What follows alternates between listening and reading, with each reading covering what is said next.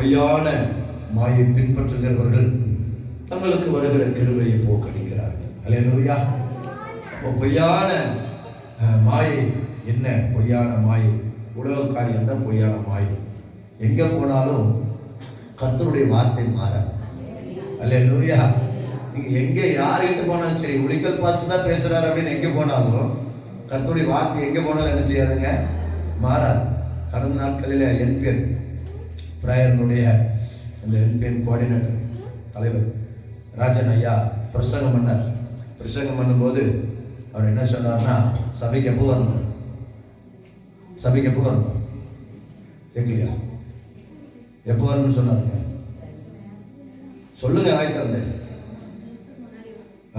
5 நிமிஷத்துக்கு முன்னாடி சர்ச்சுக்கு வந்துடணும். சரிங்களா? 5 நிமிஷத்துக்கு முன்னாடி என்ன செஞ்சிடணும்? சர்ச்சுக்கு வந்துடணும். அப்புறம் எப்போ போகணும்? ஆராதனை முடிஞ்சுதான் போகணும்.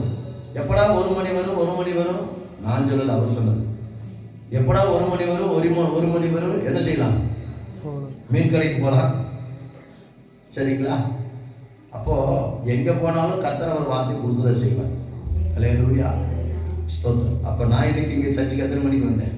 8:45, சரி 9:45 வந்தேன். சரிங்களா? நான் எப்பவுமே 9:35 வந்துடுவேன்.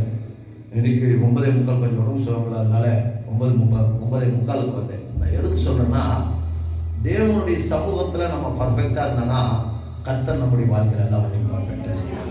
அல்லேலூயா, ஸ்தோத்திரம். தேவனுடைய சமூகத்துக்கு நாம் பர்ஃபெக்ட் இல்லைன்னா நம்முடைய வாழ்க்கையில் கர்த்தர் என்ன செய்ய மாட்டாருங்க?